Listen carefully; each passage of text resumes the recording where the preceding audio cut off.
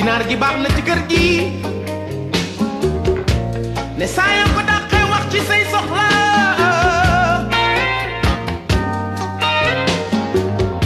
muus mi baax na ci kër gi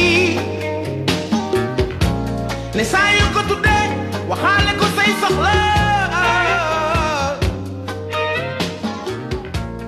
gan gi baax na ci gune kër gi. lii lépp suñu àndandoo ak Sococim moo ñu koy yombal mbégte bu rëy laay am saa su jant soowee ci liggéey yu dëgër te mucc ay jaaraama Sococim suñu àndandoo bu yàgg Sococim.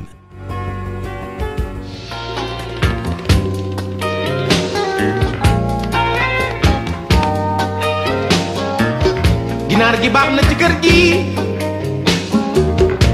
ne saa yoo ko dàqee wax ci say soxla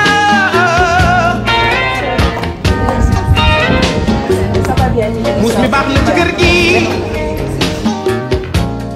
jërëjëf mbokk yi ci li ngeen àndee ak ñun seen télévision Futurs Médias seen émission sama kër ñu ñëwaatee ji ci samedi ji ñëw nag fi nga xamante ni moom mooy CNTS xam naa dinañ ne émission sama kër lu muy def CNTS waaye ci la ñu bokk ñoom ñi nga xamante ni ñoom ñooy liggéey ci secteur bâtiment bi daal di tënku kon ci ab syndicat am seen bànqaas ci biir CNTS li tax nag émission sama kër mooy xam ngeen ne forte actualité bi ñiy liggéey ci bâtiment nag kenn mënu si leen dégg wala bu ñu leen dégg néew na lool ñu yuuxu donc bu ñu yuuxoo rek loolu événement la donc moo tax nag ñuy bàyyi xel bu baax a baax ci li ñuy rek daal di def te nag bu ku ñu nemmee wax bés bu ñuy kon sargal ñi nga xamante ñoom ñooy liggéeykat yi ak seen yelleef donc 1er mai buñ ca noppee nag xam nga ne il faut que ñu wax ci wàllum syndicat rawatina syndicat bi nga xamante ni ñun ñii sax ci la ñu bokk ndaxte ci bâtiment la ñu rek daal di nekk moo tax nag ñu am mbégte dalal ki nga xamante ni moom mooy Jaraaf Ndaw moom mooy secrétaire général du syndicat bi Jaraaf maa ngi lay nuyu bu baax a baax. Dianabou ñu ngi lay fay di la wax ne kontaan nañ lool tey. accueillir la ak TFM. ñëw fii comme ni nga ko waxee këru liggéeykaay yi parce que bañ nañ ba tudd ko bourse du travail. donc di am fierté ñëw échanger ak yow comme ni nga ko waxee ñu ngi génn si 1er mai. nga ñëw seet si ñu parce que boo sama kër yaakaar naa ñun la gën a intéressé parce que yaakaar naa buñ tabaxulee kër du taxaw. dëgg la mu am solo loolu sànq maa ngi koy wax ci ndorteel bi nee naa bii nag dafa nekk peut-être man sax guléet ma dégg seen ap yuuxu mais peut-être balaa ñu ñëw ci yuuxu boobu nga xamante ni ñu ci gën a bëri waxtaane nañ ko peut-être ñu wax ci syndicat bi syndicat bi ëmb ñiy yëngu ci wàllum tabax mi ñaata société ñoo tënku ci biir. waaw nekk syndicat national lañ ko wax des travailleurs de la construction bâtiment et travaux publics et même du bois ñu nekk ci côté bois. mooy menuiserie ñëpp ko donc mu am 2 pàcc bi ñu wax ñi nga xam ne ni dañ nekk dans le secteur formel mooy ñi nga xam ne dans les entreprises structurées maanaam ñu mel ne ay CDE ay FH ay CSE et cetera ñooñu ñoo ëpp ci biir ak ñeneen ñi nga xam ne ni ils sont dans l'informel du bâtiment parce que ñu ci bëri ñoo xam ne ni entreprise yi dañuy liggéey ak ñoom ci fànn bu ñuy wax la sous-traitance. parce que tey boo jëlee entreprise yu mag yëpp am na lu ñuy am ci liggéey dañ koy sous-traiter les petites entreprises PME yoo xam ne ni pour jàppale leen donc ñëw ñu ñëpp di travailler ñi nekk ci informel bi ak ñi nekk ci informel bi ñoo constitué wu amul syndicat tuddee ko syndicat national des travailleurs de la construction bâtiment et travaux publics bokk aussi ci confédération la CNTS occupé ci aussi une place très importante parce que tey boo jëlee CNTS organisation de base yi ko tënk muy syndicat yi mat nañ 120 wala 115. tey bâtiment mu ngi ci occupé yaakaar naa 6e place kon nga xam ne bâtiment am na gëdd d'ailleurs loolu moo waral tey man ma bokk ci secrétaire général adjoint yi tey au niveau de la confédération. d'accord sànq wax nga ko nee nga entreprise yu bëri ñi ngi ci biir syndicat bi que mu nekk ñu formel wala informel peut-être tey pour bokk ci naka lay tënku peut-être ñu gën a bëri sax xamuñu ne si genre syndicat bi ni mel am na tey jii nii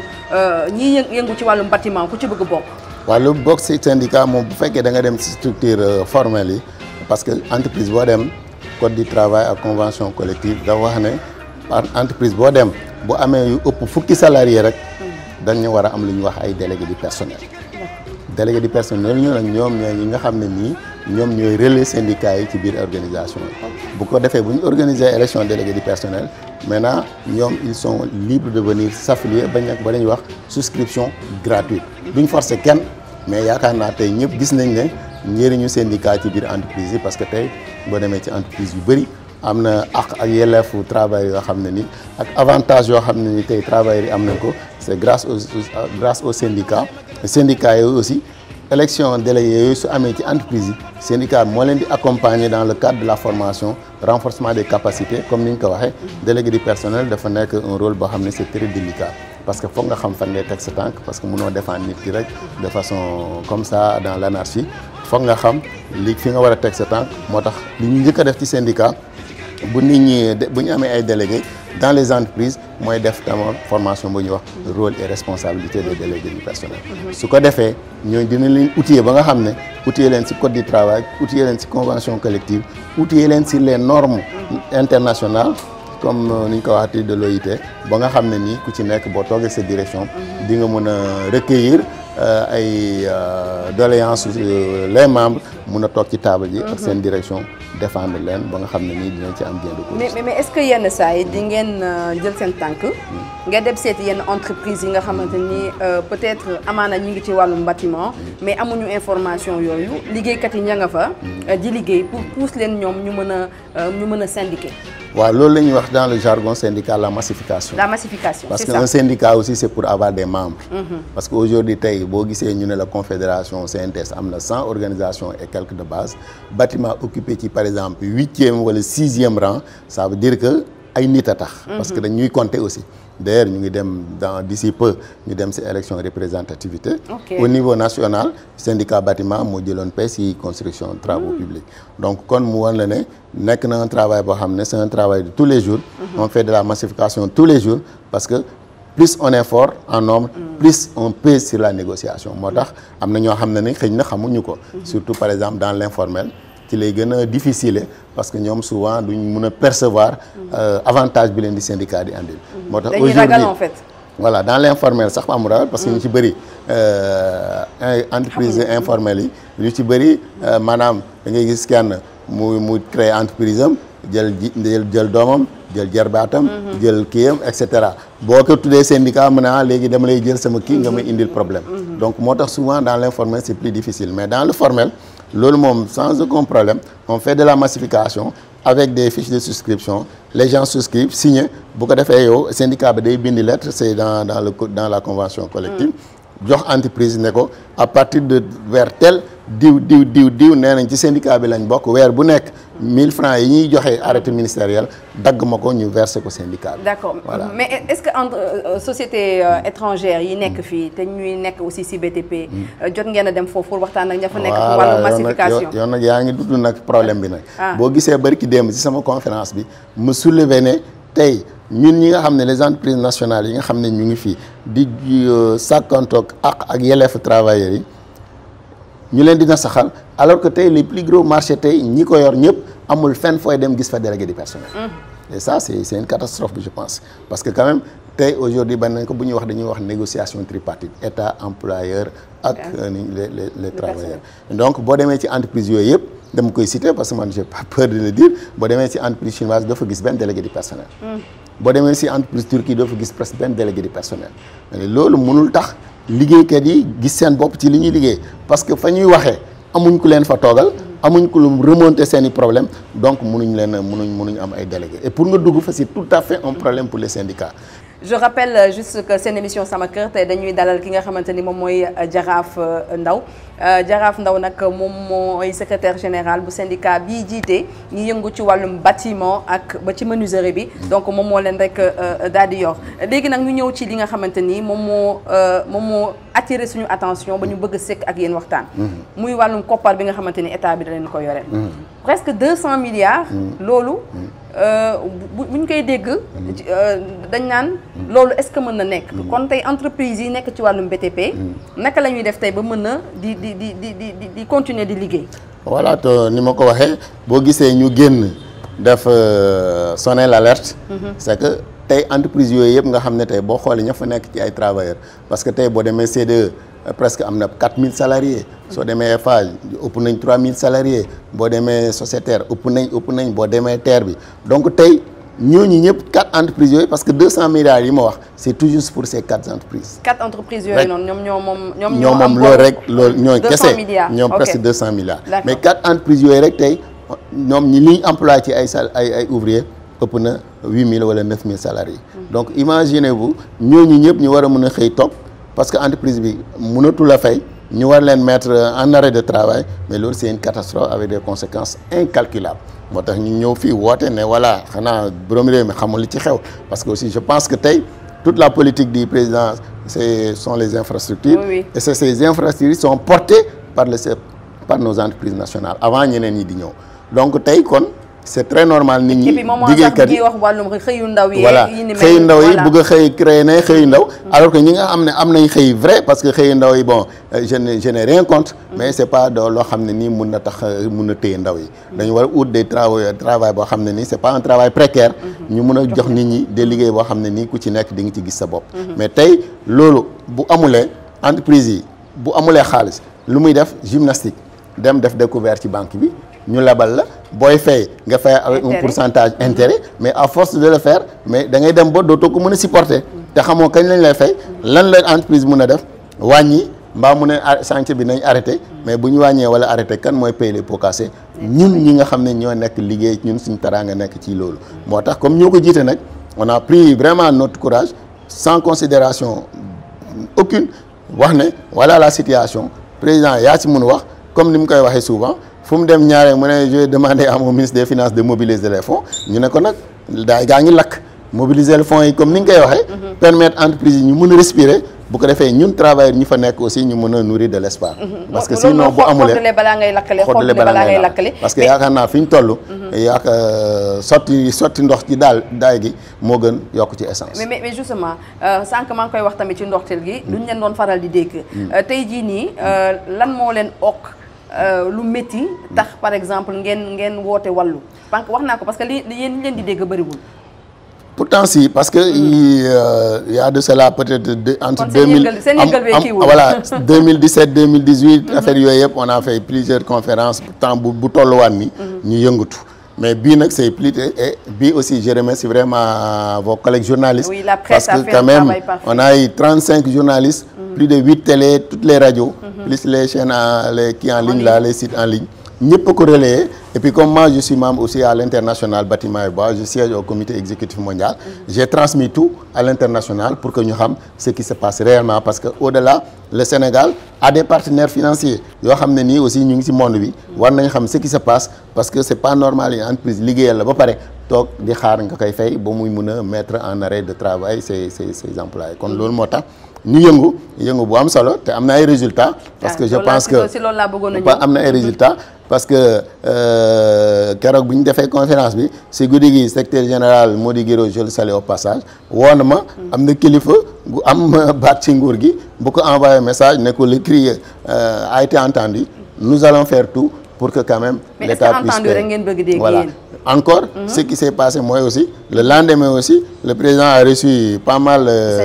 de chefs d'entreprise au palais pour discuter des modalités yoo xam ne nii nan lañ def boo nga xam ne nii kon ñun suñ objectif c'est un objectif atteint wan nañ ne ñëpp xam nañ ce qui se passe on a alerté population bi xam na nguur gi xam na léegi nag comme ñoom nee nañ ils vont faire une simulation d'ici une semaine pour voir lan lañ mën a décaisser pour permettre aux entreprises quand même de bouger de respirer un peu parce que sinon on peut pas continuer et dans ce cas mais bu boobaa aussi ay nit lañ am nañ d'autres peut-être perspectives yi ñu mën a jël aussi pour parce que on va pas accepter d'être abattu comme ça nous allons faire ce que le droit nous donne organiser des marches partout s'il le faut au niveau national et régional et comme je l'ai dit pourquoi pas aussi parce que nous sommes liñ ko wax ci période boo xam ne nii képp ku nekk soxla nga ay baat am nañ suñuy baat nit ñi déggal nañu ñu jël suñu responsabilité ne leen téye leen seen i carte xaar ñu boo xam fu wànnent di mudde ak gëtam ak i gëtam en tout cas c'est clair xam nga sànq wax ne ko nee nga le combat va continuer nee nañ ngeen may leen une semaine pour ñu mën a xoolaat mbir mi defal leen une simulation donc loolu ay dige la donc bu diggee yi en tout léegi da ngeen nar a gën a massifier la lutte et puis également est-ce qu'il faudrait pas tamit yeneen dettes yi nga xamante ni yoreel nañ ko yeneen entreprise yi nga xamante ni bokkul ci entreprise yu mag yu ñu yoreel ñoom tamit ñu may leen tuuti ñu souffler parce que ci lañ bokk. parce que le combat en fait ce n'est tout juste c'est un combat global de l'ensemble du secteur BTP. du 4 entreprises yooyu rek mais c'est que yooyu sont les majors yoo xam ne ni tey presque ñoo yor bu ñu nee bâtiment et travaux publics au-delà des autres entreprises multinationales yoo xam ne ñu ngi fi parce que tey doo dégg mukk ñu wax dette intérieure entreprise chinoise doo dégg mukk ñu wax dette intérieure entreprise turque et cetera parce que ñooñu seen état ñoo lié ay convention avec l'état du Sénégal nga xam ne ñoom dañuy liggéey seen banque fay leen l'état ak état ñooy def moo tax xëy na ñu am courage boo xam ne ni lu leen neex traité ko travailleurs yi inspection de travail du fa dugg kenn du fa dugg caisse de sécurité du fa dugg mais je pense que loolu aussi bokk na li nga xam ne nii bokk na ci li ñu naqarlu parce que dama jàpp ne l'état c'est un état de droit ku fi ñëw ba ñu ay gan ñëw fi mais buñ ñëwee aussi nañ respecter quand même la législation nationale le code du travail mais munoo ñëw 2 poids 2 mesures tey li CEDEAO ñemewul def li EFA ñemewul def li keneen ñemewul def nga bàyyi chinois bi wala turc bi di ko def je pense que boobaa ce n'est plus la patrie mais c'est le parti pris. mais en fait dañuy wax généralement que nekk entreprise sénégalaise yi yenn saa yi boo leen joxee marché dañuy am un peu yéex par rapport à l'exécution moo tax peut-être yenn chantier ñu mën ko jox. ça c'est un faux débat ça c'est un faux débat ça ne tient pas la route. parce que tey avant ñooñu di fi ñëw le Sénégal a été construit par ces entreprises. la première autoroute fii ñan ñoo ko construire. c'est CSE ak Eiffage Sénégal. et de manière extraordinaire. ba nga xam ne ni tey boo ci jàllee boo génn nga jël ñeneen ñi liñ defar da nga gis la différence donc loolu moom wax ju yàqu la même loolu su amoon sax mais c'est pas une raison nga permettre d'autres entreprises ñëw et qui foulent au pied quand même la législation et le code du travail loolu yaakaar naa bokkul ci la nga xam ne nii aussi yoon may na ko te loolu ça nous fait mal en tant que syndicat parce que dama jàpp ne nit ki fu muy liggéey am na fa ak yelleef nañ ko respecter mais tey yéen en tant que société sénégalaise tey naka ngeen war a mën a def ba gën a mën a ñoŋal seen liggéey ba yenn yi sax yi nga xamante ni peut-être sax dañ koy wax naan non entreprise sénégalaise yi dañuy manquer yenn saa yi un peu de sérieux par rapport ak certains marchés moo tax duñ leen ko jox pour ñu mën a dindi raxas loolu ba mu faxas ko ba mu set pour ngeen mën a nekk toujours ci kanam c'est-à-dire que nationalisme bi ñuy woote mu mën a nekk lu dëggu parce que nationalisme boobu wax naa ko keroog ci conférence bi nee naa leen tey boo xoolee au Sénégal il y a 2 3 peut-être regroupement patronat ku mooy CNP CNES ak le MEDES ñooñu ñëpp ku ci nekk na teg sa intérêt fële jiital l'intérêt national ñu ànd boole nekk ay conglomérat mun a gagner de grands marchés permettre aux Sénégalais de travailler dans des conditions dignes et respectables loolu su amee yaakaar naa ñu ngi fi xam-xam baa ngi fi expertise baa ngi fi mais na ku nekk bàyyi sa fàtte sa bopp ñu jiital l'intérêt général ñu ànd les gros marchés ñu financé ko bu ko defee yaakaar naa chantier yi l'État dana leen ko jox ñu mun ci liggéey boo xam ne nit ñi dina ci gis parce que ni ma koy waxee travailleur bu gën a sonn travail bu nekk secteur bâtiment et travaux publics amul kër yu rafet yëpp ñoo koy tabax tali yu rafet yëpp ñoo koy defar mais doo ñu gis ñu am kër gu rafet doo ñu gis ñu jaar ñu am oto bu rafet mais ça veut dire que nañ xoolaat li ci biir ay nit mënuñ nekk ci naaj bi nekk ci poussière bi nekk ci guddi gi léeg-léeg jóge nit jóge 8e étage daanu yem fa ak condition yu métti te ñooñu mënuñ leen jox seen ak seen yelleef. beaucoup de précarité ci yenn entreprise voilà précarité parce que tey entreprise yooyu ngay wax nekk ay gan nekk fii mais c'est des contrats de 3 mois la ñuy defal nit ñi. contrat de 3 mois 4 mois le code du travail ak la convention dit que pour être délégué du personnel il faut 1 an de présence dans l'entreprise. yooyu ñu jox la par exemple BRT muy chantier boo xam ne 3 ans la mais jëleen nit ñi nga defal leen des contrats chantier. ñu mun permettre au bout d'1 an ñu élire seeni représentants toog ak direction bi de remonter les informations et les préoccupations du personnel mais cela ne se fait pas l'État laisse faire on fait des contrats de 3 mois 4 mois boo waxee ñu ne la d'accord ok ba on te bale bu ko defee bu fekkee benn njuufeen nga benn fayal nga xam ne su ma waxee li may dund neexuma mais su ma waxee ñu dàq ma te suba mburuma du ci du tàkk kër ga nga ne naa ko nangu mais loolu nag ñun mooy suñu rôle ay contraintes lay loon li ñu lay liggéeyloo xëñ na sa xol nanguwul mais amoo pexe et loolu ñun en tant que syndicat nous devons faire remonter les informations pour que les plus hautes autorités de ces pays savent que nous ne disons pas non à la mondialisation nous sommes ouverts mais quand même ñi nga xam ne nii ñu ngi ñëw nañ respecter code ak convention permettre nit ñi ñu mën a liggéey dans des conditions dignes gagner des salaires dignes et éviter maximum possible la précarité dans le secteur du BTP. c'est important de kuy tabax kër moom daa war a moom tamit bu amee bu rombee ne kër gu rafet gii maa ko tabax mu yaakaar ne suba dina mën a am kër moom mais vraiment mais ne nekk ci chantier boo chantier jeex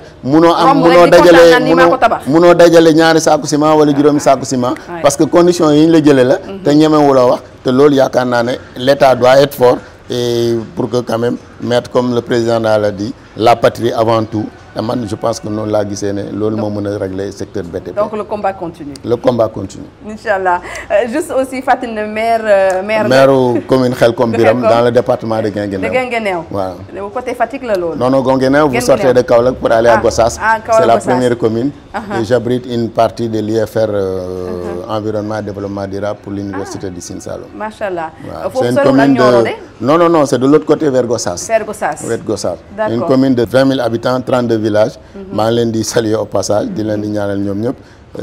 jàmm ak salaam di ko ñaanal réew mi yëpp parce que le Sénégal est un et indivisible. Donc on doit œuvrer pour que la paix s'installe dans ce pays. Mais pour que la paix s'installe aussi il faudra que quand même ku ci nekk sa ak sa yelleef nañ la ko respecter. Parce que bu ko defee rek ku nekk dina mën a yëg sa boppam ci mbir yi quoi. En tout cas, le message est fort et le message est très important. Et on tenait également, en tant qu'émission qui parle de tout ce qui est logement, de tout ce qui est bâtiment, à apporter également notre pierre à cette information-là.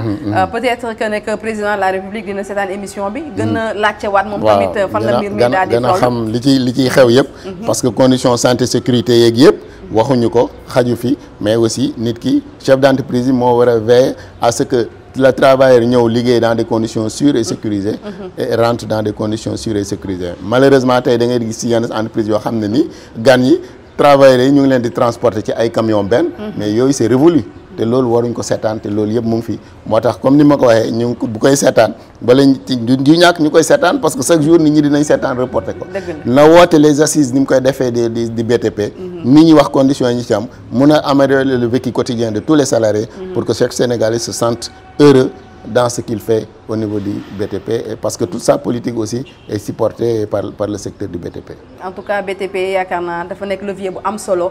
ci réew parce que bu ñu ne réew sax dafa développé ci wàllum dëkkuwaay ñan ñoo ko tabax dañ naan entreprise yi nekk ci wàllum BTP chaque jour ñu wax ko nee nañu wàllum location beeg yooyu noonu bu ñu ko bëggee rek. voilà location yi waxuñu si mais tey par exemple man bu ñu ma laajee ne location président dafa bëgg a bàyyi location mais non location mënuñ ko wàññi noonu parce que tey boo bàyyee nit ñi jaay ciment lu leen neex. jaay fer lu leen neex. nit ki jëm wut xaalisam banque lépp ñëw tabax këram nga ñëw ne ko wàññil te bi ñuy yokk ciment bi waxoo wàññil bi ñuy yokk fer bi waxoo wàññil loolu mënut a dem. ak suuf bu cher bi ak suuf bu cher bi loolu mënut a dem parce que y a des préalables. ça ne sert à rien ñu def des slogans wàññi location wàññi nañ ko doxul wàññiwaat naa ko je vous jure que ça ne marchera pas parce que les préalables n'ont pas été définis parce que tey man par exemple dama dem Kaolack jënd fa tonne ciment.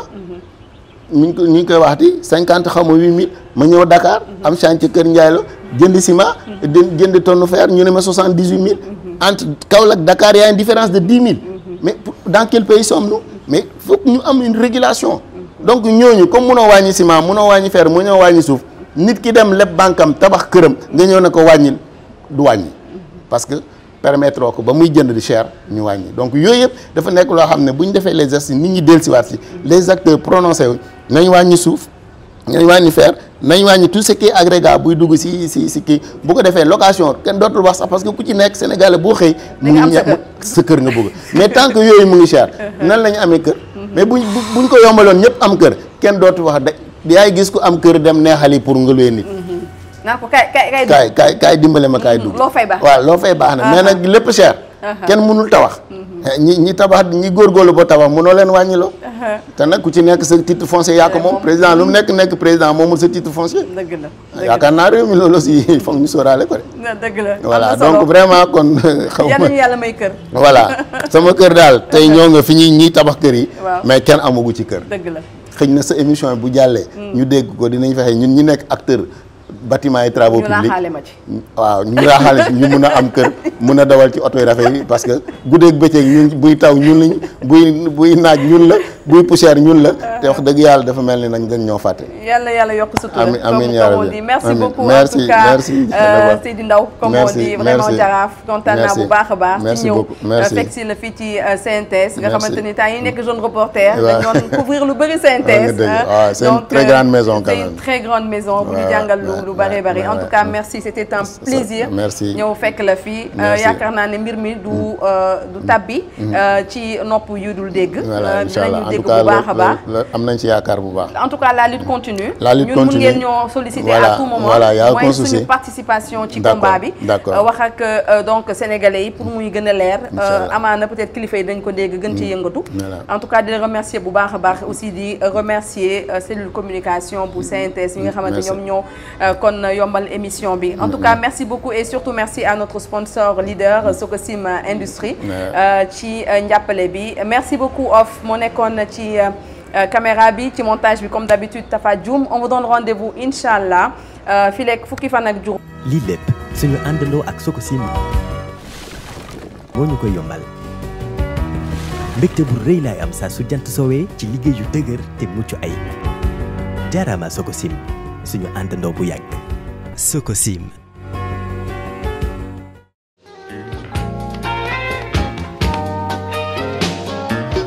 ginaar gi baax na ci kër gi ne saa yoo ko dàqee wax ci say soxla